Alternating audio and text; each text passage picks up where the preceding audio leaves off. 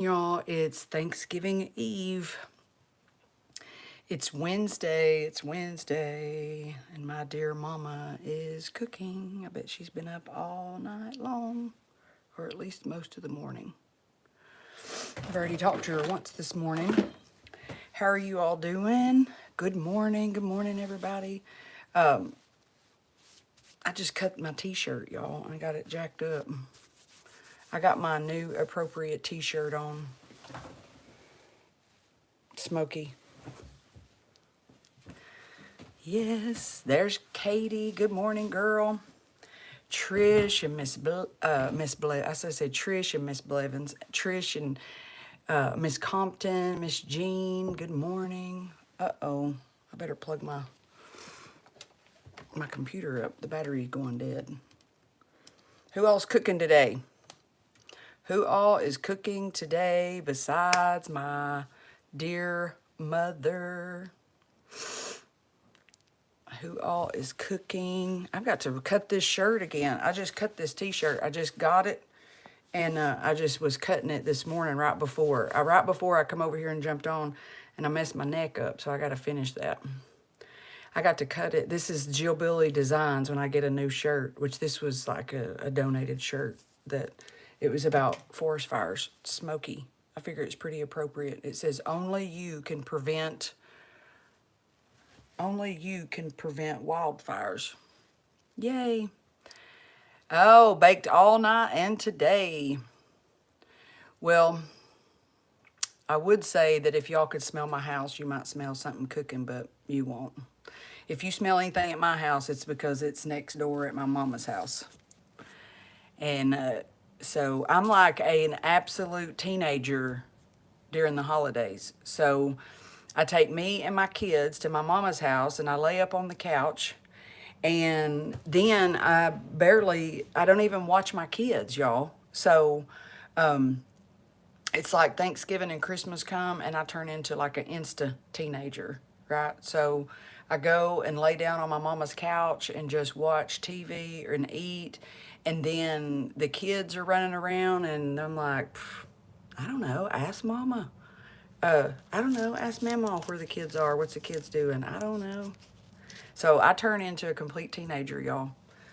Thanksgiving and Christmas, and so I ain't got no lies to tell, ain't trying to hide nothing. I'm worthless. And then my dear mama, I don't know what I'd do without her.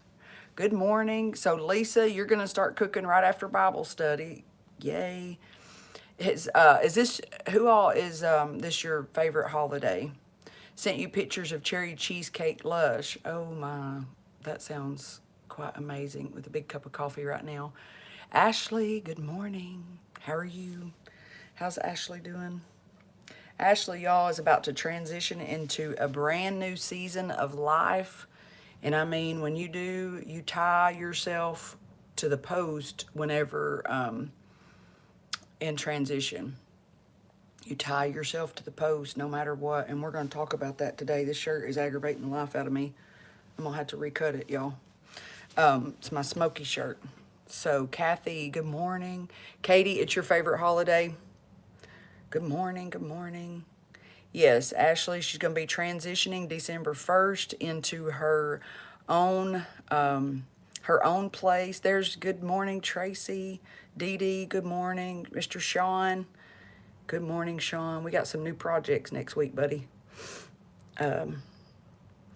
Today is Thanksgiving Eve. Good morning, Jeff. Jeff, are you cooking today? I just show up to 2 Thanksgivings and eat. I know, Katie, that's me. I don't cook a thing. I don't cook a thing. Yes, we're excited for Ashley, and I'm drinking coffee and getting ready to take Bailey and Kaylee to work. Good. I know that everybody's gonna miss Miss Ashley at the home, but we go into season, y'all, and God is a God of transition. He's always seasoning us, or transitioning us. I was looking at that; it said season, or I was thinking of seasons. But he's always moving us from different seasons to the next, and sometimes that season is a physical location, sometimes it is a spiritual. But I can tell you this from my experience: in the midst of transition, you hold on with dear life. You hold on with everything you got when you're in the middle of transition, y'all. It's so important because you're going again. What's happening is you're stretching a part of who you are.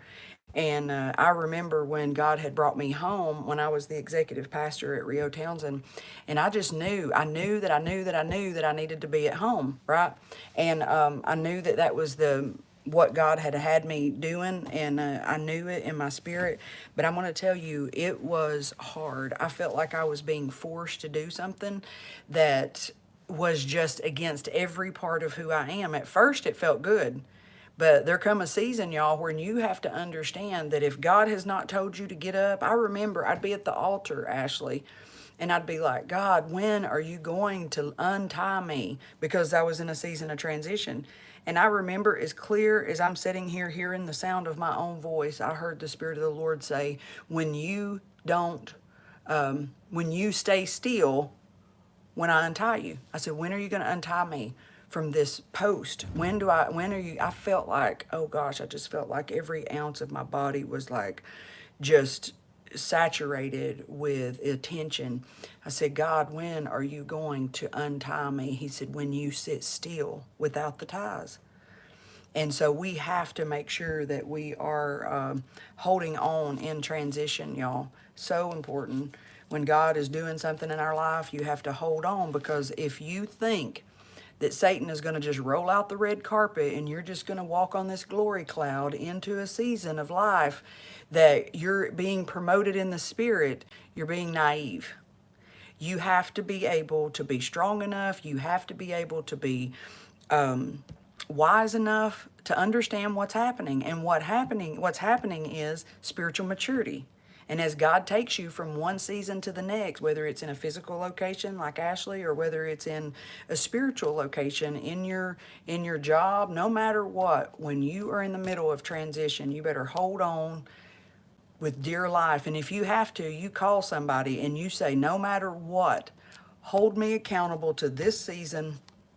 Do not, whatever you do, no matter how hard I fight, do not let me go.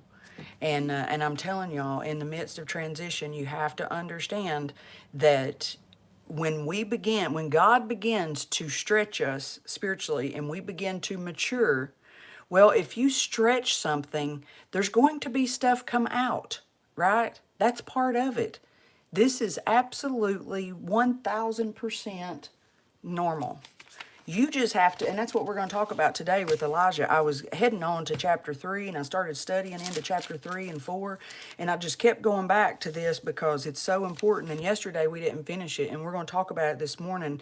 And I put it on the post as we got started, like, how strong is your word? How strong is it? Because you wouldn't believe, and I'm sure, well, you all would believe, how many times have you all met someone, even just this week, how many times have you met someone and they've said yes to something, and when it gets uncomfortable, they say no? Yes, yes, Tracy. It's so true. Good morning, Elizabeth. It's so good to see you, both Elizabeths. So let's pray real quick, and then we're going to jump right in, and we're going to talk about this holding on thing, y'all. You have to be strong enough to hold on. You live in a culture, I live in a culture that teaches you when it gets uncomfortable, get on out. Don't stick around. Now, if it's not the Lord, then absolutely, you better run for dear life. But if God has put you in somewhere, I heard it said one time, don't let go of what God gave you in the light when in the dark. And so if you know that you know that you know that God told you something until you know that you know that you know that he's telling you to release, then don't let go, no matter what. Elizabeth Duncan, good morning, girl. Good morning, Tommy. So let's pray, and we're going to jump right into the last part of this chapter here, and then y'all going to get up and cook. I would say I'm going to get up and cook, but I ain't. I'm going to get up and clean my house. And so, Lord, thank you so much for this Thanksgiving Eve. God, I pray that you help us go into the next couple of days with a different attitude. Lord, help us to forgive. Help us to be reminded that we overcome evil with good. God, when things begin to come at us, these fiery darts, Lord, whether it be words, whether it be memories, whether it be just being around family like we might over the next couple of days, God, that we're normally not around, I pray that your spirit rises up in us and gives us the truth of the word of God, which is the absolute opposite of what our natural body would want to do. God, help us to slow down and understand that love overcomes the evil. Love overcomes those things that are not good. We have to, that's the power, that's the weapon. And God, I pray on a personal level that you would help me. Help me to be a person that loves. Help me to be a person that goes out of my way to serve people, even when they're doing me wrong. Lord, help me to be the kind of person not to compromise my who you've created me to be over the last 25 years. But God, please don't let me compromise, but please don't let me operate in pride. Lord, I pray that you would show me the mirror of pride and help me to know that it's going to hurt. And I understand that, but as you stretch me and as you change me into a new level of glory, God, that you're going to pull things out of me that's going to be for my good. Lord, I pray that every person on this Bible study and under the sound of my voice would hear you today clearer than they've ever heard you before. Lord, fill us with love this holiday season, Lord, through the next few days and then through into December. God, will you help us to walk in a place of love and help us to go into this new year into a place that we are spiritually mature and we are solid as a rock. Lord, let our word be a word that somebody else can stand on. If we say that the sky's fallen, people get under cover because it's coming. Lord, I pray that you would help us to be people of our word, a level of integrity, God, that just, man, will you help us? Will you help us, Lord, to rid ourselves a little bit more today of this Genesis 3 thing that we got? We love you, Lord. I pray that you would help me communicate your word. And God, I just pray that you touch everybody on this Bible study this morning. Amen. All right, so chapter 2, we're talking about Elisha. He's coming into the scene. Elijah is transitioning out. He's transitioning into eternity, but he escapes death. We talked about it yesterday, as a believer of Jesus Christ, through the blood of Jesus Christ, through what he did on the cross for us. I know sometimes for some of us that are new in the faith, it can seem like it's not real, but y'all, it's real. And the blood of Jesus changes us. It changes you into another human being from one degree of glory to the next. And there is no such thing as death when you have the power and the divine nature of the living God living on the inside of us. There's no such thing as death. And Elijah's not going to experience death here. He's going to transition and just be taken up. And boy, wouldn't that be nice? And there's some scripture in there where he's mentioned on later more times in the Bible. This is not the last time you hear of Elijah, but he is transitioning out. And so I'm going to read that because this is his disciple. This Elisha is the man that he anointed I think it was like 10 years prior. He was anointed in 1 Kings to be the prophet that replaced Elijah. Elijah was a prophet in Israel, and Elisha was to be anointed to replace him as prophet, by the word of the Lord. He done that. And so and I'm going to read right here. We ended yesterday where he was talking about Elijah went to all these like schools of prophet, these prophets, schools of prophets, I think that's what we call them, where he goes to the different sons. We talked about yesterday, I wonder why he did this, but I wonder this morning as I was reading through this, I wonder if Elijah took Elisha to the places in which he could easily take hold of his new assignment. And you know what I mean? Like he was going to say goodbye, he was going to say goodbye to what it could have been like his disciples, the people that he was teaching. His last day, he wasn't scrambling to make things right and try to straighten things up. He was a man of integrity, and he was a man that lived with just doing things right, and he probably learned a lot by being in a state of depression and losing everything. But oh, how easily we forget though. But anyway, so I wondered this morning when I was reading that if Elijah took Elisha to all these places, giving him permission, go ahead and operate in your role. You were anointed a prophet. Here, go ahead. Here's you disciples. Step into your position. Step into your new assignment. Step into your place of authority. Step in. I'm giving you permission. And the backbone of Elisha to say, not happening. The backbone that that man had to say, you know what? I'm not looking for promotion. I'm looking to fulfill the promise that I made. And that promise was, as the Lord lives, because Elisha obviously knew that the Lord was alive and well. He had a relationship with the Lord. Elisha said, as the Lord lives and as your soul lives, that means while you've got a breath in you, I will not be persuaded by the things of the world. I will not be persuaded by promotion.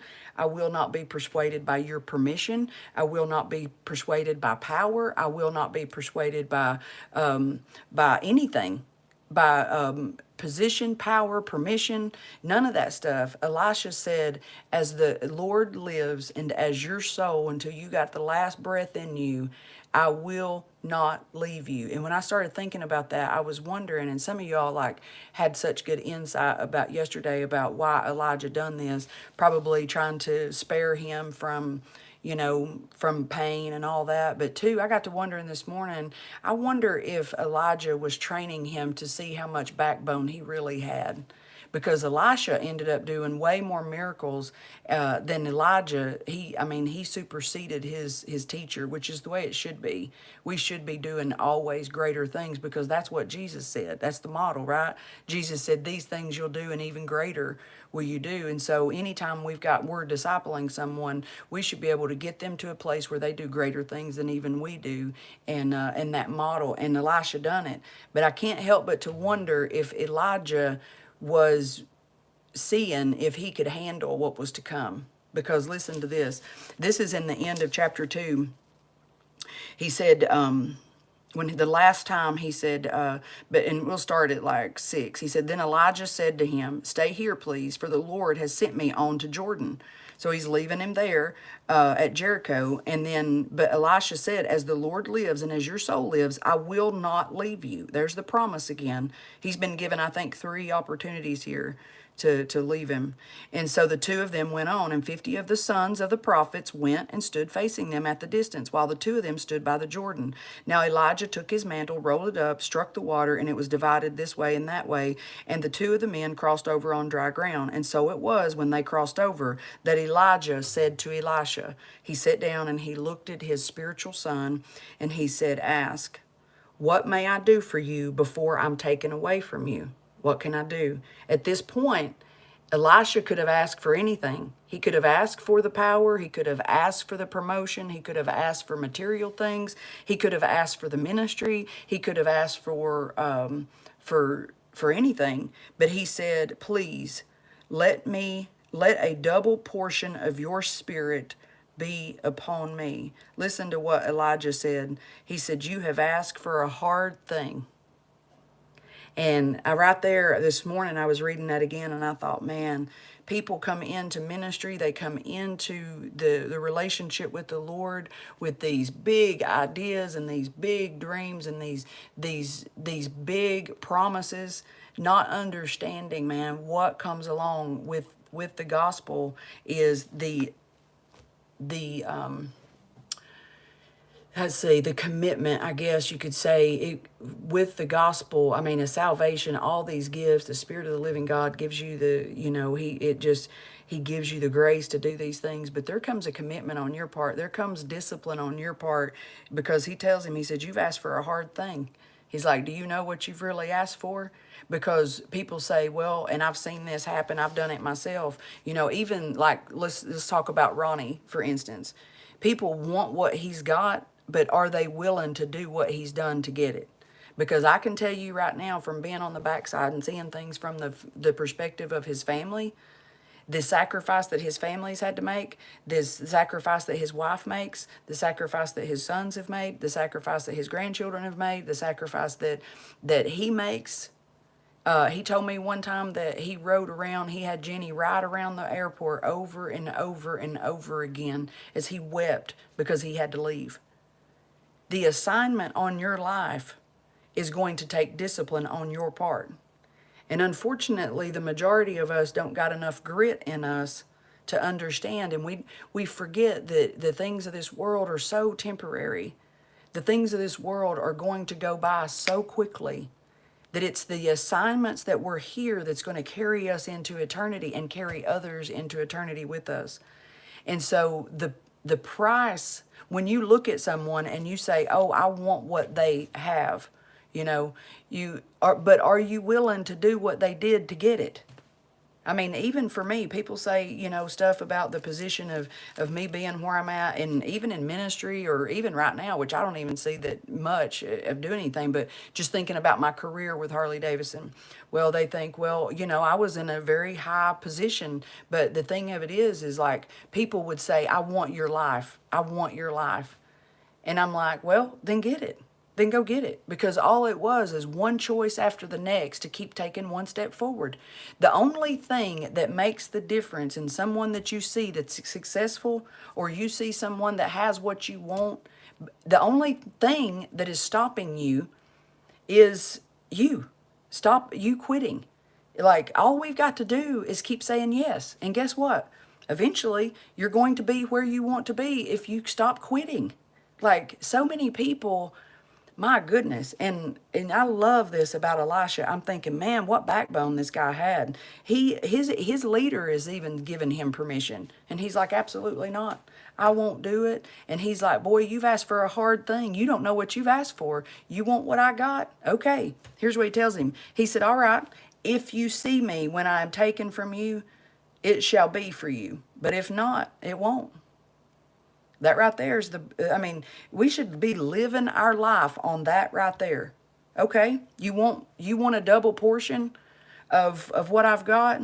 How much backbone, how much grit do you have to not quit?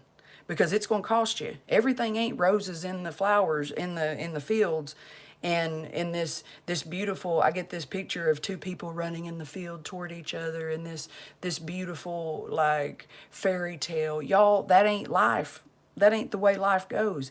You've got to have a grit and a backbone and a willingness to drive around the airport over and over and over. I'll never forget that story. You got to be willing to drive around the airport as you're called to build orphanages in other countries. As you're build right now, he just left 5 homes in the most dangerous country, the most dangerous place on the planet. He went up there, and Rio has 5 homes where you've got widows homes and orphans, partnering them together to take care of each other. Okay? Yeah, that's a great, oh my gosh, I would love to do that. But are you willing to drive around the airport over and over with your heart wrenching with pain because you have to walk away from your family? Are you willing to turn off the TV when a movie says GD because you don't want to take a chance on defiling your spirit? Are you willing to lay down the cigarettes? Are you willing to lay down the vape? Are you willing to step up and let your yes be yes and your no be no? Are you willing to lay down the bag of donuts? Are you willing to go to the gym because you can't get up from the couch and walk? Are you willing to take care of your body? Are we willing to do these things because we want these things, but no, we're not willing to do what somebody else did to get them? We're not willing to understand this person. We're not willing to understand that maybe they've had one hell of a day, and that if they're in a mindset, I remember people have walked away from me over such small stuff. I mean, recently had somebody that I thought was a dear friend walk away from me just simply because of my work ethic, and because and I really still don't understand why, but it's like, my goodness, I've searched my heart. I haven't done anything wrong. You want what I've got. You want to come alongside me, but you're not willing to support me in a season where I might be having a bad day, where I might have worked 26 straight hours in a row, where I might be sick, where I might be having trouble at home in my marriage, where my kids might be having a hard day, but you're not willing to support me in that. We want what somebody else has got, but we're not willing to stay. We want a church home. We want to be involved in the church. But the first time that the human being that they call the pastor makes a mistake or says something wrong, we're like, well, I don't agree with that. I'm just going to leave. I don't like how they looked at me. Well, let me tell you one thing. There is some messed up people in the church house. I mean, they are as messed up as any. I've been some pretty messed up places on the planet before. I've been all over the United States in some real rough places. And I've been around some of the meanest people on the planet. And I can tell you right now that they are some crazy people in the church. But they're human. They have the same disease you got. And they are just as normal as you are. Theirs just manifest in a different way. We're all messed up. We all got issues. Y'all, any of you all at any point think that I've got it together, you are super naive. You hang out with me on a personal level for a few days and you'll see real quick how human I am. Just because we get up in front of somebody and teach the Bible, or God's chose us to lead a ministry and do something. Y'all, I'm in the process of opening up a private duty home health care agency for Rio. Hello? Okay? Ask my sister how big of a joke that is. Ask her. She will flat tell you that that is the most absurd thing she's ever heard. Well, guess what? Today, the newspaper is going to come out. And I'm just now thinking of this. Today, the newspaper is going to come out. I want y'all to go get a newspaper. And I want you to see what the public intent is for what is called Rio Restore Dignity. And whose name's on it? It's mine. Well, I'm going to tell you right now, that is the most absurd thing you're ever. This is the business that God is in. He is in the business of using the foolish things of the world to confound the wise. But let me tell you why you won't be used to confound the wise. Why foolish things won't happen is because you ain't got enough backbone to hold on. You have to hold on, Ashley Reed. You have to hold on when things get tough. You cannot give up. Stop giving up. I want to just squeeze people. Stop giving up. There's no excuse. There's no reason. There is nothing that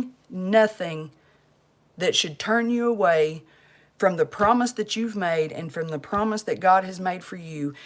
You have to get up and you have to fight. Elisha wanted what Elijah had. He said, okay, nevertheless. That's what my translation says, nevertheless. You've asked for a hard thing. Are you sure? You sure you want it? You sure? Ashley, you sure you want to live on your own? You sure you want to pay the bills? You sure that you want to get up and go to work every day because they ain't nobody going to do it unless you go do it? Are you sure that when your kids are sick that you're still going to have a light bill to pay?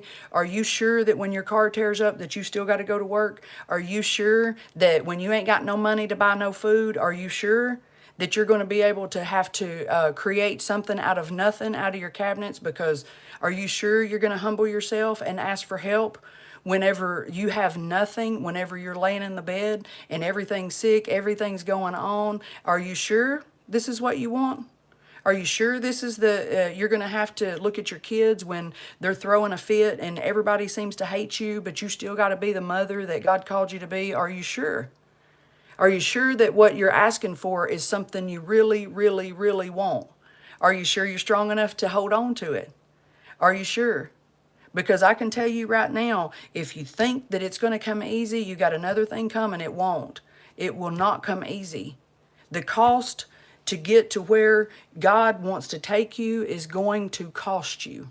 It's going to cost you something. It's going to cost you your reputation. It's going to cost you being willing to look like a fool. It's going to cost you looking like a fool. It's going to cost you money. It's going to cost you relationships. Are you willing to let go of relationships of people that want to hold you back because they say, well, you think you're better than everybody? You know how many times I've been told that?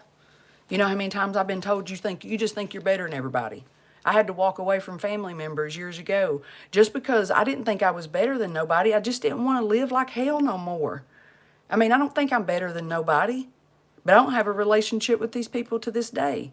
And I love them with every ounce of who I was. But are you willing? Are you sure that that's what you want?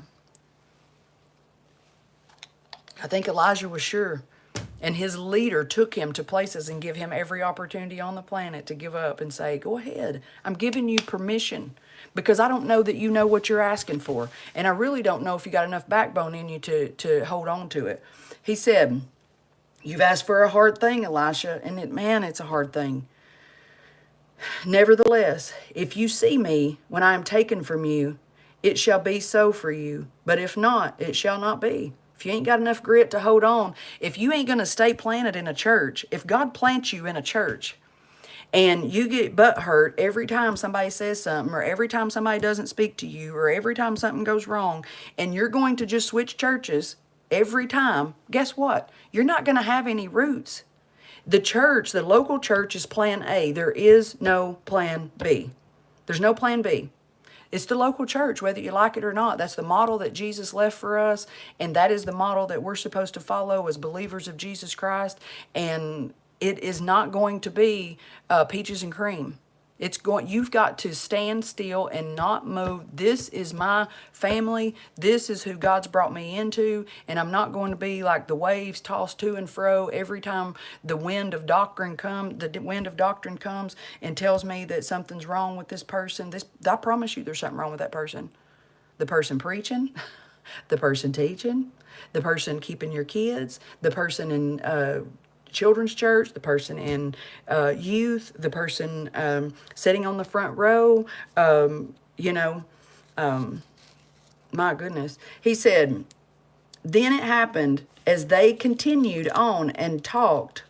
Wonder what they were talking about, right? He says, as they continued on and they talked, that suddenly a chariot of fire appeared with horses of fire and separated the two of them.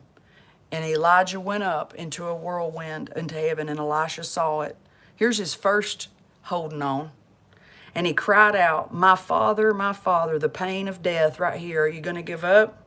Ashley, do you really want a place to live when tragedy comes and grief comes? Because when grief comes, when you lose somebody you love, are you still going to be able to hold on? Or are you going to go and get high to be able to cover the pain? When death comes, because it's going to come. Every man is appointed once to die, and it's going to come. You're going to bury someone you love, and it's going to take your breath, and it's going to hurt. But are you willing? Are you sure you want what I've got? Are you sure? People, I remember so many times, you know how many people I've buried? You know how many times that I've cried out and said, my God, and trying to hold on to another breath because of the sting of death has tried to take me out so many times? People want what you got, but they're not willing to fight like hell like you have to get where you're at. Yeah, my name today is going to be in the newspaper beside a private duty health care, but I can tell you many times, a long time ago, when I was helping my uncle cut his body off from his rib cage down and watching his body be mutilated, that I stood there and understanding that I had to go through this season to be able to see the pain. When you see a man that you've been trying to help and they lay in their own feces and starve to death from malnutrition, and there's nothing you can do about it, are you willing to go through those things? When drug addict after drug addict after drug addict after drug addict dies because you have tried with everything in you to help them, but they walk away more times than not, and they lay and they die after, and they die and they die after, one right after the other. Are you willing to still go help another drug addict? Or are you going to say, they're never going to change. They're never going to change. I'm sick of this. I'm sick of this. That's exactly what's going to come to your head. When things get hard, are you going to get up out of the bed because you don't feel like working, but you know that you've got responsibilities, that you've given your word to pay your bills. You've given your word to do these things. It's hard, y'all. It's hard when death comes and you say, yes, I want what you got. Well, you want to go out and you want to help drug addicts. You want to help people that throw their bodies around and they are nothing but pure filth. How many people are you willing to bury? How many people are you willing to watch lay and die? How many people are you willing, before you get so hurt and so burnt out and so calloused in your heart, that you stop helping people? Because the majority of the time, people turn back to their own vomit. the majority of the time. Just recently, last week, poured a lot of time and energy into a young man. And like that, gone. And, well, okay, is that supposed to discourage me? Probably. Did it discourage me? Yeah. Am I going to give up? Hell no. Yes, I just cussed on a Bible study. No, I'm not. I'm not going to give up. You know why? Because that person didn't call me to do what I'm doing. God called me to do what I'm doing.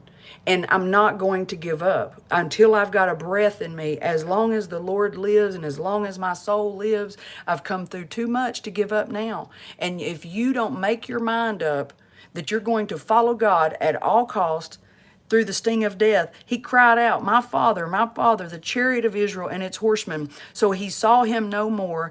And so he took a hold of his own clothes and he tore them into pieces. I don't know if y'all have ever suffered that kind of grief, but I'm telling you, when your whole, everything in you has been ripped apart, when you feel that sting, how long is it going to take you to get back up and keep going and say, yes, I'm going to do this? Because your mind, you can't think, you're in a state of confusion, your body is worn out, everybody's coming at you, you got so much pain in you. Are you going to go get high? Or are you going to get up and keep going? Are you going to eat yourself to death? Or are you going to get up and keep going? Are you going to just hate everybody around you? I remember when I first I had buried a few people, but then the first love of my life, he drowned, jumped off a 134-foot cliff and hit the water. Nobody could get to him. He passed out and he drowned right there before everybody's eyes. I went to the hospital and I'll never forget the scene of him laying there on that gurney, dead as a doornail. About a year later, I had these two loves of my life during the first season of everything I was. And when me and one would have a trouble, then me and John, and it was always Terry and John for years of my life. Well, about a year and a half later, after I identified Terry's body laying on a gurney in the emergency room, guess what happened a year and a half later to John? He smothered to death in dirt, digging a trench for a house. All right? These things will take you out. They will take you out. And when you get to this point, are you still going to get up? Are you going to choose to cut people off because your heart's hurt and because you ain't going to take a chance to love no more? Trust me, I did, and it like to cost me everything. I didn't get married until I was 40 years old. Wonder why? Because guess what started going up in me? Because of pain, because of tragedy, because of the fear of death, because of this, because of that. Right? And so I shut people off and it like to take me out. Are you sure that you want what I got? Are you sure that you want what I got, Elisha? Because it's going to cost you. You've asked for a really hard thing. You've asked for a hard thing. Are you sure you're going to be able to get up when somebody that you love dies and they are brutally dead and you're looking at the death of your own child? By the hand of blood on your own hands? Are you going to carry around a dead baby in your womb for 2 weeks and then watch them suck it out because you can't give labor to it? You can't labor. And then are you going to get up then? Or are you going to go get high? What are you going to do? Are you sure you want what I got, boy? I feel like he's just telling him that. And I get so sick and tired of hearing people say, oh, I want what you got. I want to do what you got. But you will not get up and do what they've done to get what they have. You want what they got? Do you really? And oh my gosh, I see so many people turning back to the vomit like a dog. And it makes me sick. It makes me sick because I see the love of the Lord going after people and I see it so clearly. And then these empty promises of, oh yes, I want this better life, but ain't got enough backbone, ain't got enough grit to get up and say, you know what? Yes, the sting of death's going to come. I'm going to have to bury people I love, but am I going to go get high or am I going to get up? Oh, do you really want what I have? Well, we'll see. We'll see how much grit you got. He also took up the mantle after he ripped his clothes in half. He took up the mantle that Elijah had fallen from him, and he went back and he stood at the Jordan. Are you going to be willing to be made look like a fool, or are you just going to give up? Then he took the mantle of Elijah that had fallen from him, and he struck the water, and he said, "Where is the Lord God of Elijah?" And when he also had struck the water, it was divided this way and that way, and he walked across. Now, when the sons of the prophet who were in Jericho saw him, they said, "The spirit of Elijah rests on Elisha." And they came to meet him, and they bowed to the ground before him, and they said to him, "Look now, there are 50 strong men with your servants. Please let them go and search for your master. At least perhaps the spirit of the Lord has taken him up and cast him upon some mountain into some valley." And he said, "You shall not send anyone." Are you willing at this point? Are you willing right now to be able to stand in front of people and be confident enough in what you just saw? Or how long do you have in you when you see a miracle with your own eyes? I've seen people come back from being dead. I've laid my hands on a man and him dying, and God heal him like that. I remember it as clear as I'm sitting here right now, laying on his bed, getting up in his bed and putting my hands on him and praying for 30 to 45 minutes. Within 10 minutes, the man is up out of the bed eating pizza. The very next day, he returns to his own vomit. Who returns to his own vomit. And then you see here, Elisha said, "You shall not send anyone." It didn't take Elisha long. I mean, he knew. He didn't just forget all of a sudden of this chariot of fire pulling up his father, his spiritual father from the wind. How long does it take us to experience a full-on miracle before we return to the vomit and say, maybe you're right. Maybe he did just cast him over to some other mountain. I wonder if what I saw was real. I wonder if God really did heal him. I don't know. Once you go see if Elijah's on a mountain somewhere, Elijah's on a mountain somewhere.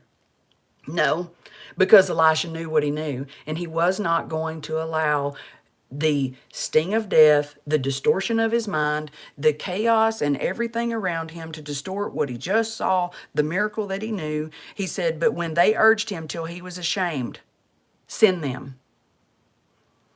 Therefore they sent 50 men, and they searched for 3 days, but did not find him. And when they came back, for he stayed in Jericho, he said to them, "Did I not say to you, do not go?" Do y'all see that? They shamed him. How much in you do you have to be shamed enough to give up? How much grit do you have when God tells you to do something just because you don't like the person? God's told you, "I want you to serve in this ministry. This is the ministry where you're going to change people's lives." You know how many times I've seen this? They say, "You go and you serve and you are called to this." And people have said, "I'm called to this. This is what I'm made for. This is what," and then the leader turns around, does one thing that this person don't like. Don't call them back in time. Don't return calls, or don't get on this other person's schedule, and then they shame them to the point to say, "Well, I think that God, she's probably not the person that God wanted me to follow anyway. Maybe I got it wrong." I'm telling you, time and time and time again, you see this happening over and over again. Elisha had enough backbone. He had a relationship with God. And where I think that God, or where he created and he developed such a strong relationship with God? When I think about this, where was Elisha at when Elijah went and threw his mantle on him? Where was he? He was on the backside of a cow and plowing in a hard field behind the hind end of a couple cows. I bet that smelled real good. Oh, you want what I got? How hard are you willing to fight for it, Elisha? Do you really want what I've got? That's a hard thing. Elisha said, "Yeah, because I've been on the back side of the field behind 2 stinky cows for a long time, and I have been able to stand. I've got a relationship with God. It is solid, and I developed that on the back side of the mountain when nobody saw anything." A lot of times the only thing we see is when someone's standing on stage, and we are so apt to judge them because they're standing on stage and they may not do this the way we think, or we may not do that the way we think, or all of a sudden they're running some big ministry, or all of a sudden they're opening up a private duty home health care agency, and you're like, oh yeah, I would like to be able to do that, but do you want to do what I did to get to where I am to do that? Are you willing to hold on? Because I can tell you some stories, even in ministry, where people have ripped my guts out trying to get me, and I didn't even know it. So naive. Are you willing to be made look like a fool?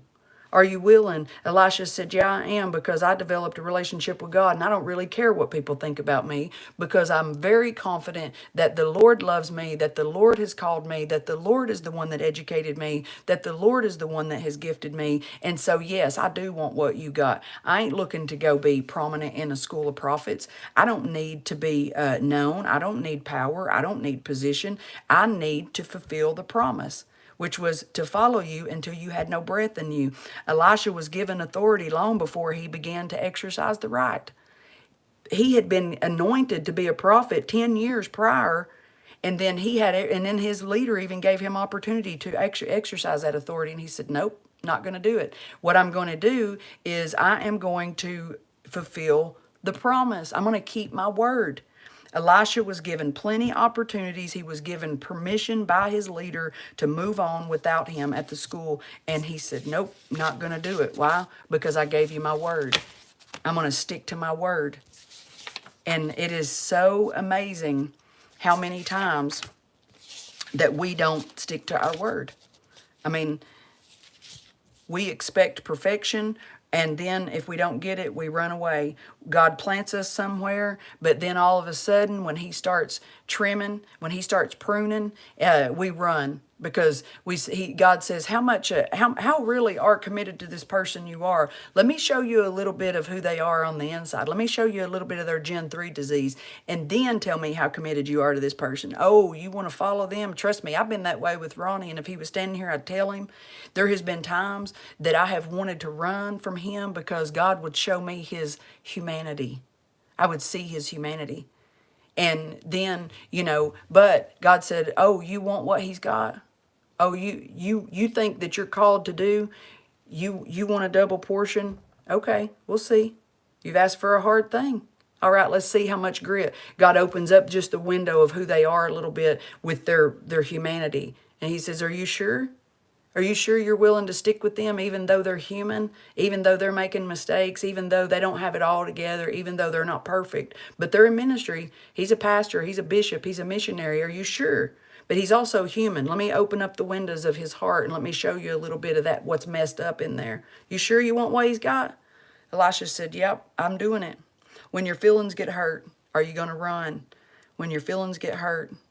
Elijah wasn't after position. He wasn't after power. He was not waiting on the permission to exercise his authority. He was not waiting on promotion. Elijah was simply loyal to the promise that he and God had made, I think, on the backside, plowing the field behind the hind end of 2 cows.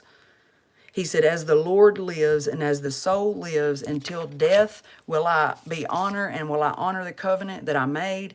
How many times do we make a vow and a promise, and when, because it will, the situation gets hard or a little bit uncomfortable, or we're stretched and stuff starts to come out, or a better opportunity comes along, or another opportunity comes along, that we're out. And then we begin to justify it by, oh, I must have missed the Lord. Oh, I must have heard the Lord wrong. And you're like, no, you didn't hear the Lord wrong. You heard him clear. You just ain't got enough backbone to hold on while God continues to mold you, because it hurts when God begins to stretch you and some of your stuff begins to come out. You ain't got enough grit in you, ain't got enough backbone in you to stay still and to enter and keep your word. Because, and I can tell you this, quick, sudden vows, quick promises of people, it should be a fair warning to you. You better slow down. You better slow your roll. And I'm telling you right now, I should have so many times, and even recently, I'm like, man, I get so aggravated that I miss it. And but the Lord has showed me, Jill, because sometimes when God gives you the gift, he gives you a gift to go after souls. and to be a soul winner. When that's your assignment, when you're specifically given a gift to go after lost people, you don't see. I've had people say, oh, so and so can't do no wrong, or, I can't believe you're still trying to help this person. How many times is it going to take? How many times? Blah, blah, blah, blah, blah.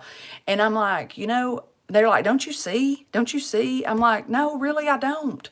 I don't see what I know. I know that they're acting like a fool. I know that they're acting crazy, but God gave me a gift to go after souls. I don't see all their messed up stuff first. I see the potential. And so I would much rather deal with this pain that I deal with on a very regular basis, daily, when I see people returning to their vomit, and it breaks my heart over and over and over again. I would much rather feel that pain is to not be able to see potential in people. And and it is hard. And and I've had to experience a whole lot of pain to get to the point where, what, it'll go away. All pain goes away. If you work with the Lord, all pain goes away. It eventually you always heal. And that's the one thing I've definitely learned. But I would much rather, and Ronnie told me this, I said, sometimes I feel like such a fool. Like, why do I not see this in people? Why do I not see that they're using me? Or why do I not see that? Why do I so just easily just lay everything out on the table? And I do have to operate. I do have to cultivate a gift of discernment, because sometimes I feel like it's out the door, but he told me something, and I feel like the Lord had confirmed this too in my heart, was it's better to see potential in someone than to see failure in someone. But that's going to cost you. It's going to cost you. You know what it's going to cost you? It's going to cost you heartache. It's going to cost you a broken heart on a very regular basis. It's going to cost you a heartache. Are you willing?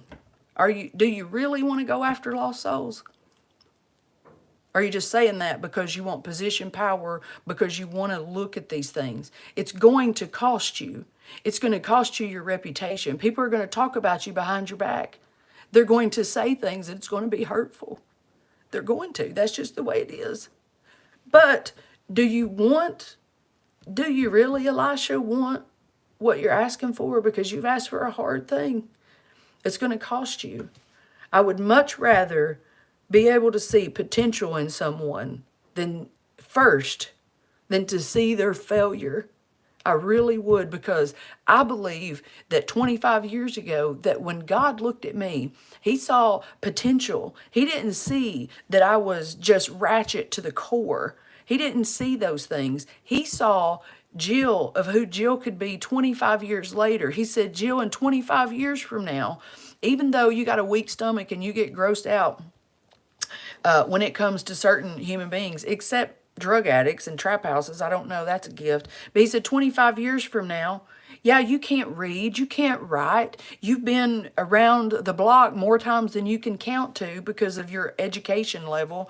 But 25 years from now, I'm going to put your name in the paper for everybody to see. And you're going to have your hand in opening a healthcare agency. Oh my goodness. That is what holding on will do. But it's going to cost you. It's going to cost you, because God saw potential in me. He sees potential in everybody else, but we don't give people enough time. You got to stop quitting. You got to stop quitting on people. You got to stop quitting on yourself. You got to, most importantly, my gosh, stop quitting on God. Stop quitting on him. I get so tired. That's what breaks my heart more than anything, because I see the heart of the Father going after people. And he wants so desperately to give them the desires of their heart. But we are unwilling to be stretched. We're unwilling to deal with the pain and the trauma and let him heal us. We're unwilling to do things. We want what Elijah had. But he said, son, you've asked for a hard thing. I don't know what you're asking for, because it's going to cost you. And so he followed him till the end in a double portion. I sometimes think about following Ronnie, and how many times I've wanted to walk away. And sometimes I think about this story with him. I think there's going to come a day, you know, if this, the thing, if the Lord tarries and I come all along in behind him in ministry, as God's been preparing me for 15 years almost, am I sure that I want this? Am I sure that I want to follow him? Because you know what it's going to cost me? It's what it cost him. It cost him driving around the airport time and time and time again. And in that one story where he said, I had Jenny drive me around and drive me around over and over. And I wept and I cried because it was costing me my family. It was costing me time with my children. It was costing me time at home when I had to go to another country and live. It was costing him. And I think, God, is there going to come a time? It cost me this week. Over the past couple of weeks, I've been working and working and working to try to get this thing off the ground. And people been coming at me. People been doing this and coming and coming. And you're just like, and trying to ruin you and trying to do these things. But God said, do you want this or not? It costs you. It's going to cost you. So my question to you is, how much grit, how much backbone do you have, and how much do you really want it? How much do you really want? It's a hard thing that you've asked for. But if you don't hold on, Ashley, when things get hard come next month your world's going to change, girl. And the month after that, when the honeymoon season wears off, when all the good and all the beauty and all the things wear off and things get tough, I'm asking you now, do you really want it? Because you're going to have to hold on for dear life when life hits you in the first home that you've ever had. It's going to be beautiful from now, but there's going to come a point when the roses ain't going to smell like they smell now. And so I'm asking you, are you strong enough to hold on? If you're not, stay and get your muscles a little bit stronger. You know, stay. We have got to be willing to hold on. And this thing got me tore up this morning, y'all. I love you guys. My heart is so just, this morning I can just feel like I just want people to stop giving up. And I just so hard every day to see people that you love and that you know God loves, just give up. Just give up. Just give up. I was talking to a man last night, laying on his deathbed, dead as a doornail, and ready to get help. Guess what? He ain't getting help. Returning to his vomit. Returning to his vomit. So sad. I love you guys, and I hope that you can. Today it's Thanksgiving Eve, and it's 6:54. I didn't realize that, but I don't have to go nowhere this morning. I mean, I do, but not right now. But it's Thanksgiving Eve. You're going to go into places where things are going to be difficult, and people are going to be difficult. You may be getting ready to prepared to go around people that, you know, are not pleasant to be around. You're going to be around people that have done you wrong. You're going to have to put on a smile when you don't feel like putting on a smile. You're going to have to forgive when you don't want to forgive, and you say, well, I'm trying to forgive, but I don't know how. You have to do something nice for that person. You have to do something nice for them. To forgive is an action. Don't wait on your feelings. Do something nice for that person. Buy them a gift. Not a sarcastic gift. Not a nasty gift. A genuine gift. Something they would genuinely like. And don't be cheap about it either. Don't be cheap. Don't buy, well, I'm going to go to the everything's $1 and get a gift. No, you go to somewhere else. I don't even know what expensive stores are. What's an expensive store? Go somewhere, and do not let Satan punk you out. We overcome evil with good. Unforgiveness is evil, and we have to do something nice. You have to physically make your body forgive. So, okay, is there somebody you need to forgive that you're going to be around on the holiday season? Okay, go buy them a gift and say, you know what? I just want to offer peace. I want to offer, peace, a peace agreement, whatever. Here's what you're going to have to do. And trust me, y'all, the reason I know this is because I have to do it. You're going to look at people and you're going to look them in the eye and you're going to hear them. Listen to them. Look at the potential. If somebody's hurt you, understand that hurting people hurt people, right? So this weekend, you're going to be around people over the next month or two. And we're going to talk about this again, I know, because I see it all the time. And you're going to have to be around people that you don't want to be around. But you're going to have to do it, and you're going to have to do it unto the Lord. You are an ambassador of Jesus Christ. The power of the living God lives on the inside of you. You have the ability to be sweet. You have the ability. You're just choosing not to exercise it. I have the ability to be sweet. And trust me, it's like wringing out a wet rag with sometimes. But I'm going to tell you right now, you've got to be able to operate in a place of choice and not just give up because your feelings don't line up, okay? Y'all give me your word, pinky promise. Tracy, yes, giving up is not an option. When your mind is made up, it's done deal because no matter what comes, what else have you got to live for? I remember, I ain't got nothing else. I ain't got no other reason. I remember looking up at God one time when I had been living on the side of a lake for about 5 months. And I had been in the bed for about 3 days. It was after a severe, severe depression. 18 months of depression. And after I buried my best friend because she hit a tree this big. She hit a tree. She had her seatbelt on. She had 2 kids, my best friend in the whole wide world. And what happened, it crushed her. My whole world, my everything died from a little bitty tree. And I remember 18 months, I looked up at God and I said, God, you're going to have to help me live or help me die. And it wasn't just a small little prayer either. It was and I meant it. I'm going to live or I'm going to die. But today, there's a difference to be made because I am done living like this. Sometimes you have to you got to make a choice and not allow your feelings. If you're suffering with depression, I'm telling you to get up. Get up. If you're suffering with your feelings hurt because someone has done you wrong, get up. If you need to forgive someone, go buy them something today and don't go to everything's $1. Go and get a nice gift and buy them a gift. Do it. I'm going to do it. I'm going to try to be as sweet as I can possibly be. And my sister, I don't know if my sister or my mama's on here, but I'm going to have them hold me accountable. Be sweeter than you've ever been this Thanksgiving, okay? We'll probably continue on tomorrow. I don't know if y'all want to or not, but I'll be up, and I love you guys, and I hope you have a very happy Thanksgiving. I hope this didn't hurt nobody's feelings, but if it did, then I hope it hurt your feelings enough to get up and stop giving up.